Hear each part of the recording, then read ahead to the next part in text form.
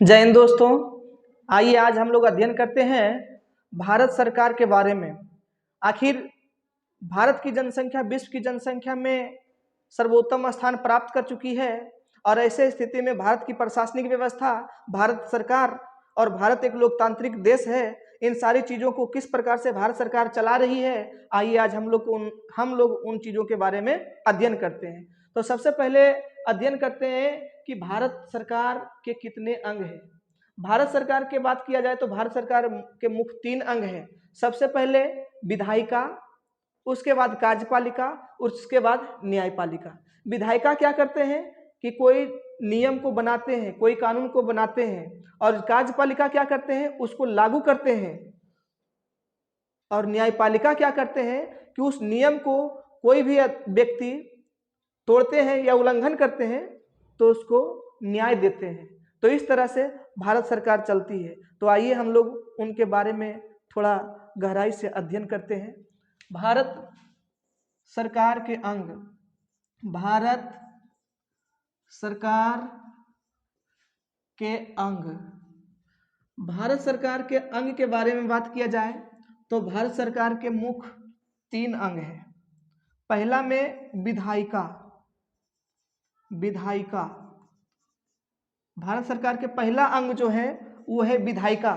विधायिका में कौन कौन शामिल होते हैं? तो विधायिका में 2 प्रकार से शामिल होते हैं, एगो राज्य विधायिका अलग और एगो केंद्र विधायिका अलग। केंद्र विधायिका जो होते हैं उसको हम लोग बोलते हैं संसद, उसको हम लोग बोलते हैं संसद, संसद उसको बोलते हैं। और राज्य विधायिका में जो होते हैं राज्य विधायिका, राज्य विधायिका, राज्य विधायिका में कौन कौन शामिल होते हैं? तो राज्य विधायिका में ध्यान दिया जाए, राज्य विधायिका में राज्य विधायिका में विधानसभा, विधानसभा और विधान परिषद, विधानसभा और विधान परिषद के द्वारा नियम बनाया जाता है। सांसद में 2 चीज होते हैं, 2 सदन शामिल होते हैं, लोकसभा, लोकसभा और एक होते हैं राज्यसभा, लोकसभा और राज्यसभा। ध्यान दिया जाए विधायिका 2 प्रकार से होते हैं। सांसद, जो सांसद विधायक पास करती है, नियम पास करती है, कानून बनाती है, वो ऑल ओवर इंडिया में लागू होते हैं। जबकि राज्य विधायिका जो नियम बनाएंगे वो सिर्फ और सिर्फ जिस राज्य के में बनाया जाएगा उसी राज्य में लागू होंगे। उदाहरण के तौर पर एक समझते हैं, जैसे सपोज दैट बिहार में विधायिका द्वारा पारित हुआ, विधानसभा द्वारा पारित हुआ, एक नियम बनाया गया कि शराब को पूर्ण रूप से बंद करनी है। तो ये बिहार विधानसभा में पारित हुआ तो बिहार राज्य के लिए पारित हुआ, ऐसा नहीं कि पूरा देश के लिए। जब पूरा देश के लिए पारित होंगे तो ऑल ओवर इंडिया में लागू किया जाएंगे। जैसे suppose that all over India में लाया गया कि 1000 और 500 के नोट को मोनिटाइज किया जाए, तो वो ऑल ओवर इंडिया के लिए मोनिटाइज किया गया। तो जो सांसद अपना विधायिका बनाएंगे, अपना नियम बनाएंगे, वो ऑल ओवर इंडिया में पारित होंगे, और जो राज्य विधायिका नियम बनाएंगे वो सिर्फ और सिर्फ जिस राज्य के विधायिका बनाएंगे उसी राज्य में लागू होंगे। मैं आशा करता हूं कि विधायिका समझ गए होंगे। विधायिका 2 प्रकार के हुए, एक संसद के तरफ से, केंद्र सरकार के तरफ से, और एक राज्य विधायिका। आगे देखते हैं, इसका दूसरा अंग होते हैं कार्यपालिका। कार्यपालिका, कार्यपालिका, कार्यपालिका क्या करते हैं? जो विधायिका नियम बनाते हैं वो कार्यपालिका उसका पालन करते हैं। तो कार्यपालिका 2 तरफ से, एगो केंद्र सरकार के लिए और एगो राज्य सरकार के लिए। केंद्र सरकार के लिए सबसे ऊपर में होंगे राष्ट्रपति,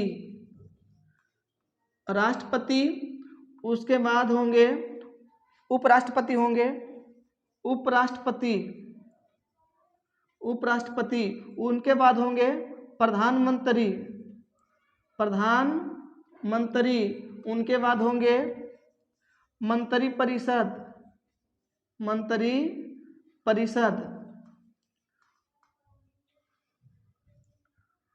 और उनके बाद होते हैं महान्यायवादी, महान्यायवादी, महान्यायवादी। इस तरह से केंद्र सरकार के लिए कार्यपालिका में शामिल होते हैं राष्ट्रपति, उपराष्ट्रपति, प्रधानमंत्री, मंत्री परिषद और महान्यायवादी। राज्य के लिए भी अलग से शामिल होते हैं राज्य की कार्यपालिका, राज्य की पालिका।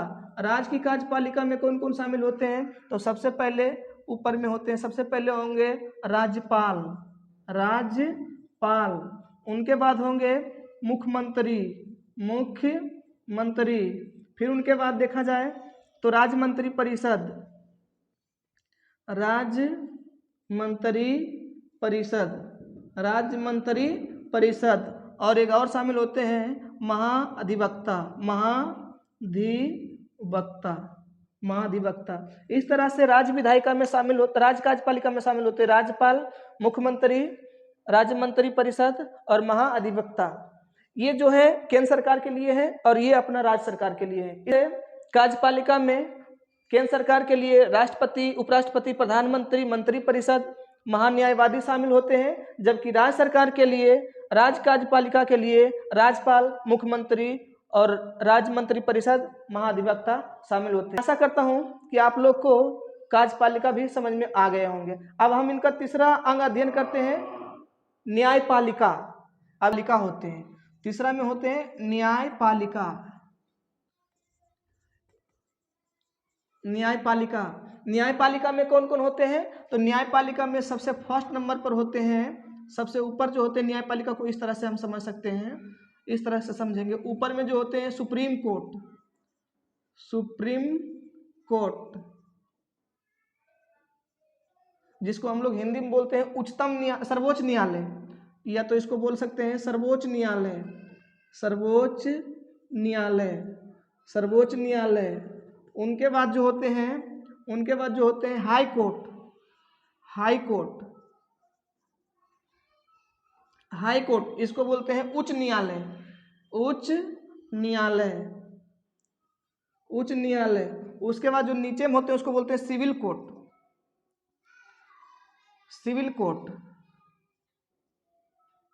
सिविल कोर्ट को बोलते हैं व्यवहार न्यायालय, या तो इसको बोलते हैं निचली अदालत, निचली अदालत, निचली अदालत। यहाँ पर समझने वाली बात यह है कि जब कोई, सबसे पहले अगर कोई के मामला चल रहा है, कोई के पास उलझन चल रहे हैं और वो कोर्ट जाना चाहते हैं, तो सबसे पहले सिविल कोर्ट जाएंगे, सिविल कोर्ट से अपनी संतुष्टि नहीं पाएंगे तो हाई कोर्ट जाएंगे, हाई कोर्ट से संतुष्टि नहीं पाएंगे तो लास्ट में सुप्रीम कोर्ट जाएंगे, और यहाँ आपका जो न्याय होगा वो अंतिम होंगे। इस तरह से भारत में न्यायपालिका की व्यवस्था 3 प्रकार से है। सबसे ऊपर सर्वोच्च न्यायालय, उसके नीचे उच्च न्यायालय और उसके नीचे सिविल कोर्ट, जिसको हम निचली अदालत कहते हैं। अगर निचली अदालत की बात किया जाए तो देखते हैं कि निचली अदालत की सीमा क्या है। निचली अदालत सबसे पहले शेष न्यायालय होते हैं, उसमें आपराधिक जैसे मामला जाते हैं, आपराधिक जैसे मामला अगर हैं तो शेष न्यायालय में जाएंगे। उसके बाद दीवानी, जल जीवन से संबंधित जो मामला रहेंगे तो दीवानी में जाएंगे। उसके बाद प्रोस्ट्रेक, रेप जैसी घटना जो घटते हैं वो प्रोस्ट्रेक में जाते हैं। उसके बाद विशेष न्यायालय, जो SC ST की बात होती है वो विशेष न्यायालय में जाते हैं, SC ST जनजातीय मामला के। उसके बाद आते हैं कुटुंब न्यायालय, पारिवारिक संबंधी मामला जो है कुटुंब न्यायालय में जाते हैं। जैसे कोई 2 शादी ब्याह हुआ और उसको तलाक लेना चाहते हैं तो ये कुटुंब न्यायालय में जाएंगे। इस तरह से अगर कोई व्यक्ति निचली अदालत में अपना मामला दायर करें और निचली अदालत से वो संतुष्ट नहीं है तो वो फिर जाएंगे हाई कोर्ट, उच्च न्यायालय जाएंगे। उच्च न्यायालय से संतुष्टि फिर नहीं होंगे तो वो जाएंगे सर्वोच्च न्यायालय, और सर्वोच्च न्यायालय में उनका अंतिम मान्य होंगे। सर्वोच्च न्यायालय जो सुना देंगे उनका अंतिम जजमेंट हो जाएंगे। इस तरह से मैं आशा करता हूं कि न्यायालय के बारे में भी आप लोग समझ गए होंगे। तो आज की क्लास यहीं तक, हम नेक्स्ट